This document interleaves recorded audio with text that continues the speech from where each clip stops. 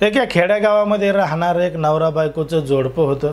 त्यांना 2 मुली होत्या आणि मुली शाळेमध्ये जात होत्या म्हणून त्यांच्या शिक्षणासाठी त्यांना शहरामध्ये जायचं होतं, कारण की मुलींचं शिक्षण चांगल्या पद्धतीनं झालं पाहिजे म्हणून ते त्यांच्या मुलींच्या पुढील शिक्षणासाठी ते मोठ्या शहरामध्ये गेले। मोठ्या शहरामध्ये गेल्यानंतर त्या ठिकाणी त्यांनी एक रूमसुद्धा घेतली आणि त्या ठिकाणी ते राहू लागले। आता जी कुटुंब आहे, परिवार आहे, त्यामध्ये ती जी महिला आहे आणि तिचा जो नवरा आहे, हे दोघं जण सुद्धा एका खाजगी कंपनीमध्ये चांगल्या पदावर कार्यरत होते। आपला उदरनिर्वाह त्या ठिकाणी करत होते आणि मुलींना सुद्धा शिकवत होते। अगदी सुरळीतपणे सगळं काही सुरू होतं। पण मात्र तारीख आली 8 ऑक्टोबर 2024 ची। 8 ऑक्टोबर 2024 रोजी ते जो कुटुंब आहे त्या परिवारानं अखेर कंटाळून गावी जाण्याचा निर्णय घेतला आणि गावी जाण्याचा निर्णय घेतल्यानंतर ते सगळेजण एका ठिकाणी बस स्टँडवर घरी जाण्यासाठी निघालेले होते आणि ते जे पुरुष आहे तो ऑटो रिक्षा आणण्यासाठी गेलेला होता आणि त्याच्यासोबत त्याची बायको आणि 2 मुली सुद्धा होत्या।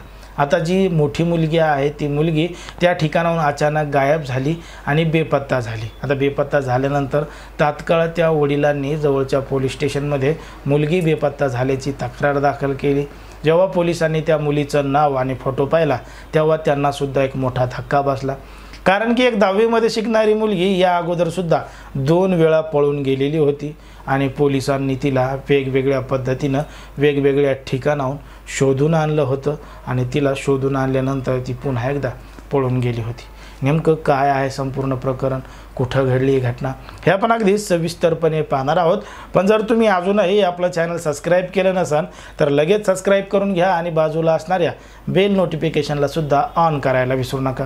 आता ही जी संपूर्ण घडलेली घटना आहे ती आहे दिल्लीमधील नोएडा सेक्टर 58 म्हणजे 58 नोएडा सेक्टरमध्ये घडलेली संपूर्ण घटना आहे। या ठिकाणचं एक भिशनपुरा नावाचं गाव आहे आणि या ठिकाणी एक नवरा बायकोचं जोडपं मुलींच्या शिक्षणासाठी आलेलं होतं। ते मूळचं बिहार राज्यातलं होतं, पण मात्र मुलींच्या शिक्षणासाठी ते दिल्लीमधल्या या ठिकाणी आले होते। त्यांना 2 मुली होत्या, एक 15 वर्षाची होती तर दुसरी 12 वर्षाची होती आणि या दोघींचं शिक्षणासाठी ते या ठिकाणी आले होते। नवरा बायको दोघं एका खाजगी कंपनीमध्ये काम करत होते आणि या मुली शाळेत जात होत्या, त्यांचं शिक्षण घेत होत्या। पण मात्र आई वडील कामाला आणि या मुली इकडंच असल्यामुळं यांना थोडा वेगवेगळ्या प्रकारचा नाद सुद्धा लागलेला होता आणि घरामध्ये असणारी जी मोठी मुलगी आहे 15 वर्षाची, 10वी मध्ये ती शिकत होती, तिला काही मुलींचा सुद्धा नाद लागलेला होता। म्हणजे तिला फिरायची, इकडे जायची तिकडे जायची आवड निर्माण झाली होती म्हणून ती फेब्रुवारी 2024 मध्ये पहिल्यांदा 2 मुलींसोबत पळून गेली होती। आता ती एक मुलगी होती आणि अजून 2 दुसऱ्या मुली होत्या। या तिघीजणी घरातून पळून गेल्या होत्या। पण मात्र ही जी मुलगी आहे या मुलीनं घरामधून जाताना 50,000 रुपयाची रक्कम चोरलेली होती आणि आई वडिलांच्या कष्टाची कमाई घेऊन घरामधून पळून गेली होती। आता घरामधून पळून गेल्यानंतर तिच्या आईवडिलांनी जवळच्या पोलीस स्टेशनमध्ये जाऊन तक्रार दाखल केली, मुलगी बेपत्ता झाल्याचं सांगितलं आणि मुलगी बेपत्ता झाल्याचं सांगितल्यानंतर पोलिसांनी तपास चालू केला। आता त्या नेमक्या कुठं गेल्यात, काय गेल्यात, मग पोलिसांनी सगळं तपास चालू केला। बस स्टँडवर तपास, रेल्वे स्टेशनवर तपास, या शहरामध्ये आहेत का, त्या शहरामध्ये आहेत का, सगळ्या पोलिसांना माहिती कळवा, सगळीकडे तपास केला पण त्या पोरींचा काहीही शोध लागत नव्हता। अखेर माहिती मिळाली की त्या जयपूरला आहेत। जयपूरला असल्याची माहिती मिळाली तर तिथून तो कळालं की त्या तिथून सुद्धा बेपत्ता झाल्या, त्या आता वृंदावनला आहेत। मग वृंदावनमध्ये असल्याची माहिती पोलिसांना मिळाली, त्या ठिकाणचे पोलीस गेले आणि त्यांना त्या ठिकाणाहून ताब्यात घेतलं आणि ताब्यात घेतल्यानंतर सुखरूप त्यांच्या घरी आणून सोडलं। आता घरी आणून सोडल्यानंतर या मुलीला बरंच घरच्यांनी समजून सांगितलं, पण मात्र काही दिवस उलटून गेल्यानंतर 15 दिवसापूर्वीच ही जी मुलगी आहे ती पुन्हा एकदा 8वी मध्ये शिकणाऱ्या मुलाबरोबर पळून गेली। बघा आता त्या आईवडिलाच्या डोक्याला रिकामाच ताण करून ठेवला। 8वी मध्ये शिकणाऱ्या मुलाबरोबर पळून गेली आणि बेपत्ता झाली। पुन्हा तिच्या आईवडिलांनी जवळचं पोलीस स्टेशन गाठलं, मुलगी बेपत्ता झाल्याची तक्रार दिली आणि तक्रार दिल्यानंतर पोलिसांनी पुन्हा तिचा तपास सुरू केला। मग तपास सुरू केल्यावर समजलं की ती एका 8वीच्या मुलाला सोबत घेऊन पळून गेली आहे। मग दोघांच्याही घरच्यांच्या मदतीने त्यांना शोधण्यासाठी प्रयत्न केले, त्याच्यामध्ये सुद्धा 5-7 दिवस निघून गेले आणि अखेर पोलिसांनी पुन्हा त्यांना सुखरूप शोधून काढलं आणि या ठिकाणी आणून सोडलं।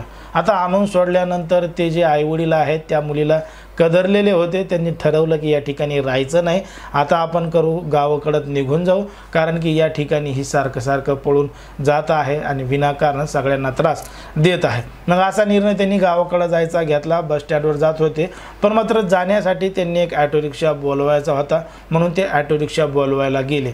ऑटो रिक्षा बोलवायला गेले तेवढ्यात ही जी मोठी मुलगी आहे ती पुन्हा एकदा त्यांच्या तावडीतून निसटली आणि पुन्हा बेपत्ता झाली, पळून गेली।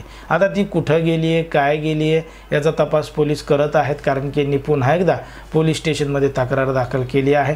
आणि या अगोदर ज्या मुलाबरोबर पळून गेली होती तो मुलगासुद्धा बेपत्ता आहे, म्हणजे ती त्याच्यासोबतच पळून गेली असा पोलिसांना संशय आहे। बघा कशा पद्धतीनं आता लहान मुलं काय कोण काय कशा पद्धतीने यांची मानसिकता बदलत चालली आहे, विनाकारण आईवडिलांना त्रास देत आहेत आणि कशा पद्धतीच्या घटना देशामध्ये, राज्यामध्ये, समाजामध्ये घडत आहेत हे तुम्हाला या संपूर्ण गोष्टीवरून लक्षात आलेलं असेल। आपल्या मुलांकडं, आपल्या मुलींकडं लक्ष देणं हे किती गरजेचं झालंय, नाहीतर मग या अशा कशा घटना घडत आहेत हे तुम्हाला या संपूर्ण गोष्टीवरून लक्षात आलेलं असेल। कोणाच्याही भावना दुखवणं, कोणाचंही मन दुखवणं हा आपला उद्देश नाही। समाजामध्ये जे घडतंय तेच सांगण्याचं काम आपण या ठिकाणी करत असतो आणि या संपूर्ण बातमीची लिंक तुम्हाला कमेंटमध्ये दिली आहे, तुम्ही त्या लिंकवर क्लिक करून सविस्तर बातमी वाचू शकता। नाहीतर काही जण कशा असतील 2-4 जण की बातमी खोटी आहे, मनाने बनवलेली, त्यांच्यासाठी आपण कमेंटमध्ये लिंक देत आहोत, पण मात्र बरेच प्रेक्षक आपले चांगल्या पद्धतीने आपला कमेंट करतात आणि ते सुद्धा आपले व्हिडिओ मोठ्या प्रमाणात सातत्यानं पाहत असतात। त्यामुळे या संपूर्ण घडलेल्या प्रकरणावर तुम्हाला काय वाटतं हे अगदी स्पष्टपणे कमेंटमध्ये सांगा आणि अशाच पद्धतीचे नवनवीन व्हिडिओ पाहण्यासाठी आपल्या चॅनलला लगेच सबस्क्राईब करून घ्या।